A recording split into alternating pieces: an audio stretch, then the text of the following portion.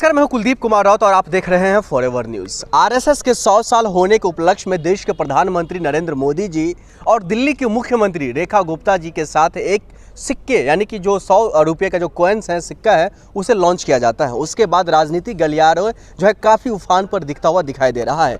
पक्ष विपक्ष लगातार इन मामलों को लेकर के बढ़ चढ़कर सोशल मीडिया पर एक्टिव होते हुए दिखाई दे रहे हैं। पक्ष का कहना यह है जो हमारी संगठन यानी कि आरएसएस जो है वो 100 साल होने के उपलक्ष्य में हमने देश को एक नई चीज़ें देने का कामकाज किया, वो है 100 रुपये का सिक्का। तो वहीं दूसरी तरफ कांग्रेस पार्टी हो या फिर विपक्षीय पार्टी, तमाम इस पर हमलावर होते हुए दिखाई दे रहे हैं और ये कहने की कोशिश कर रहे हैं जो 100 साल के उपलक्ष्य में आपने राष्ट्र के लिए, आपने देश के लिए और आपने देश के जो आम जन है उनके लिए क्या कुछ किया है। इन तमाम बातों में जो है काफ़ी गहनता से जो है एक तरीके से कह सकते हैं जो सोशल मीडिया पर युद्ध सा छिड़ गया है। इस पर सोशल मीडिया को लेकर के इन तमाम सवालों को लेकर के इन तमाम सवालों का जवाब ढूंढने के लिए आज मैं कांग्रेस नेता अरुण मलिक जी के पास आया हूं। मलिक साहब, आपका बहुत बहुत स्वागत है। किस तरीके से देख रहे हैं ये आरएसएस के 100 साल हो गए हैं, इसके उपलक्ष्य में देश के प्रधानमंत्री नरेंद्र मोदी जी, रेखा गुप्ता जो दिल्ली के मुख्यमंत्री हैं, इनके मौजूदगी में जो 100 रुपये का एक कॉइन, 100 रुपये का सिक्का लॉन्च किया है, ये देश को एक नई चीज सौगात में मिला है। इसको किस तरह से और कैसे देख रहे हैं? मोदी जी ने 2000 का नोट भी चलाया था ना। मोदी जी ने चलाया था 2000 का नोट, बंद क्यों हो गया? गुलाबी गुलाबी कहते थे, कितना प्रचार किया था। 1000 का नोट बंद, 500 का नोट बंद, और एक आपको नया देगा 2000 रुपये का नोट, गुलाबी नोट होगा, आपके हाथों में आएगा। तो 2000 का नोट मोदी जी ने बंद क्यों कर दिया?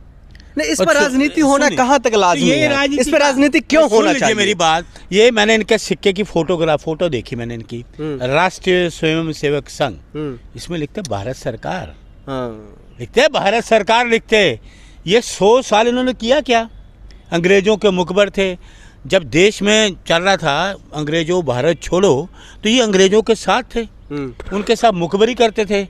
कई लोगों को जेल इनके लोगों ने पहुंचाया मुखबरी करके।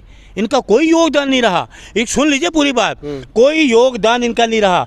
एक आदमी की कोई भी इन्होंने अपने देश की शहादत नहीं दी। इन्होंने 1925 से 2025 तक उन्होंने जो जो काम किया देश के लिए, वो तमाम चीजें तो शख्स के तौर पर पेश कर रहे हैं देश के सामने। अच्छा, तो आपको एक चीज बता दूं और मैं बताऊं क्या किया उन्होंने, आरएसएस ने क्या किया? 52 साल तक तो अपने उस पर झंडा तो फहराया नहीं।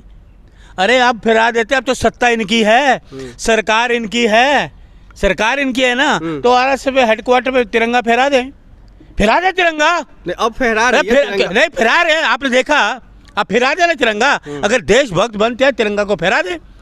सुन लीजिए, ये सिक्का चलाने से कोई ये इन्होंने कोई काम नहीं करना। नहीं, इसमें आरएसएस के जो तमाम जो कार्यकर्ता हैं, जो लोग हैं, वो ये कहते हुए दिखाई दे रहे हैं जो हम दिखावा कम और काम ज्यादा करते हैं। और कहीं नजर नहीं आए आज़ादी की लड़ाई में, कोई ये नजर आए? बिलों में घुसे हुए थे, सिर्फ कांग्रेस के लोग थे जो आज़ादी के लिए कांग्रेस के लोग काम कर रहे थे। ये युवा कोई नज़र नहीं आए। इनके युवा का काम क्या है? आईटी सेल के बलात्कार करना, फिर प्रधानमंत्री का प्रचार करना, ये काम है इनका। देखा, हिंसा करनी, कोई बजरंग दल है, कोई कुछ है, ये हिंसावादी लोग हैं। सबसे बड़ी बात आरएसएस के नाथूराम गोडसे, देश का सबसे बड़ा आतंकवादी, जिसे राष्ट्रपिता महात्मा गांधी की हत्या की, आप उसको आरएसएस कहेंगे?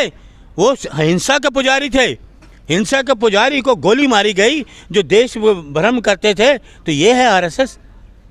हम तो अहिंसावादी लोग हैं, हम तो हिंसा नहीं करते। प्रधानमंत्री नरेंद्र मोदी जी उसी संगठन से बाहर निकले, देश के प्रधानमंत्री बन गए, लोगों ने उन पर भरोसा किया, देश के 140 करोड़ जनता ने भरोसा किया। अरे जनता क्या भरोसा करेगी मोदी जी पे?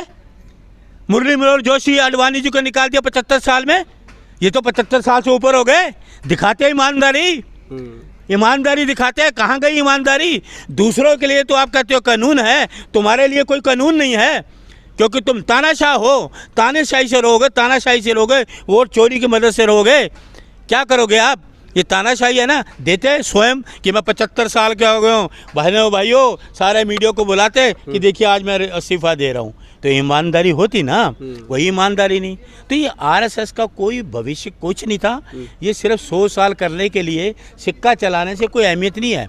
ये गद्दार रहे हैं देश। अगर हम देखें तो जिस हिसाब से आप कह रहे हैं जो ये जनता मोदी जी से प्यार नहीं करते हैं, तमाम राज्यों में चुनाव है, हर जगह देख रहे हैं मोदी जी एक्टिव है, भारतीय जनता पार्टी एक्टिव है और दावा करे जो जीतेंगे हम। अरे कहाँ वो दावा बताया तो दिया, राहुल जी ने सारा एक्सपोज तो कर दिया आपको किया कि नहीं किया राहुल जी ने कि 140 करोड़ लोगों में इन्होंने जो किया है मशीनों की घपलेबाजी इलेक्शन कमीशन की वो एक्सपोज तो कर दिया इनका। और क्या चाहिए आपको? अब तो कहा यह भी जा रहा है जो अगले इस महीने यानी अक्टूबर में कभी भी किसी भी वक्त जो है चुनाव के तारीखों का ऐलान हो सकता है। चुनाव हो जाए, इनका सूफड़ा साफ है बिहार में, बिल्कुल सूफड़ा साफ है। बाकी रही, सुन लीजिए, आरएसएस का भारत माता की फोटो मैंने देखा उस सिक्के में, और निक्करधारियों को दिखा रहे हो, 4-5 निक्करधारियों को। क्या है देश के लिए, क्या किया इन्होंने, क्या किया इन्होंने आरएसएस ने? ये देशद्रोही लोग थे, ये मुखबर थे, हमारे देश के लोगों को फांसी चलवाने वाले लोग थे। ये इनका योगदान था। देश की आज़ादी लेके कोई योगदान नहीं था इनका, कोई योगदान नहीं इनका रहा, दूर दूर तक कोई योगदान नहीं रहा था। ये सिर्फ अपने वही करना, लोगों को दिखाना, भरम जान फैलाना। देश में इसका कोई योगदान नहीं था। 2014 में मोदी जी के सत्ता में आने के लेकर के सबसे बड़ा योगदान आरएसएस का था। अब सुन लीजिए, भारतीय जनता पार्टी खुद इस बात को लेकर कहती हुई दिखाई दे रही है। 2014 से लेकर 25 तक ये भारतीय जनता पार्टी के शासन में, अरे आतंकवादी हमारी संसद तक पहुंच गए, संसद के तक पहुंच गए आतंकवादी। वहाँ पुलवामा में 40 लोगों को शहीद कर दिया, आपके पहलगांव में 26। अरे 40 लोगों पे सिक्का जारी करते, जो देश के सैनिक शहीद हो गए उस पर सिक्का जारी करते तो लोग वाहवाही करते। ये अपनी वाहवाही, तुम तो देशद्रोही जैसे काम करते थे। इनका टारगेट पूरी तरीके से बिहार चुनाव है। अरे सुन लीजिए मेरी बात, अब बीच में टोको नहीं। संसद तक पहुंचे और इनके विदेश मंत्री आतंकवादी को प्लेन में छोड़ने जाते थे।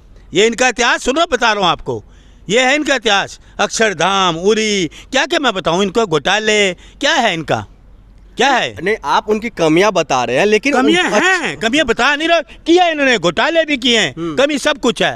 अरे भारतीय जनता पार्टी का सबसे मजबूत संगठन, इनका विंग जो है ये आरएसएस है। देख लीजिए, ये भारतीय नहीं, भ्रष्टाचार जनता पार्टी है, भ्रष्टाचार जनता पार्टी। और उसके साथ में क्या है मैं आपको बता रहा हूँ, बीजेपी, भारतीय जनता पार्टी, भ्रष्टाचार जनता पार्टी, आरएसएस। ये आरएसएस का काम क्या है? आप भ्रष्टाचार करो, राष्ट्र सारा रास्ता साफ है।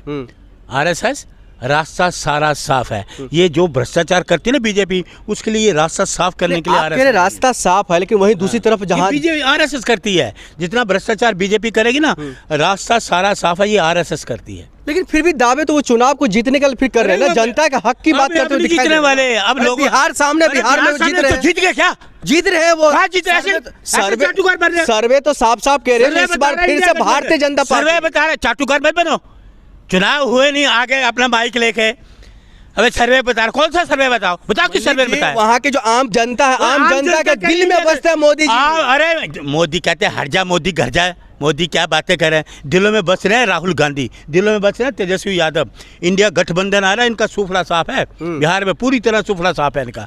तो इसलिए जो इनका सिक्का है ना, इसका मैं कड़ा विरोध करता हूँ। कोई इनका योगदान नहीं, आरएसएस का पूरे देश में लिए कोई योगदान नहीं रहा। ये देशद्रोही थे, देशद्रोही है, देशद्रोही रहेंगे, ये इनका कोई सरोकार इस देश से लेना। लेकिन रेखा गुप्ता को लेकर आप जो सवाल खड़ा करते हैं, उन्हीं के साथ 100 रुपये का कॉइन जो है, रेखा गुप्ता क्या है?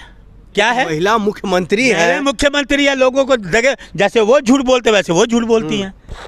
दो झूठों का टकराव हो गया। वो कहते जी मैं 1500 दूंगी, 2500 दूंगी, ये कहते मैं 10,000 दूंगा। पहले कहते थे 15 लाख देंगे, फिर कहते 15,000 देंगे, फिर कहते कुछ नहीं। क्या दिया है? सिलेंडर कुछ दिया है? इनके भरम जाल में मत फंसो। ये पिंजरा होता ना, पिंजरा, चूहेदानी होती है, चूहेदानी, उसमें आप लगा दीजिए पनीर का टुकड़ा तो चूहा फंसता है। इनकी लालच में फंस तो ये पिंजरा बनाने वाले लोग हैं, आपको लालच में फंसाएंगे। मत फंसे इनके भरम जाल में, मत इनकी झूठी बातों में आओ। कुछ नहीं देने वाले ये आपके जेब से पैसा निकालने वाले लोग हैं, आपको देने वाले कुछ नहीं। जय हिंद।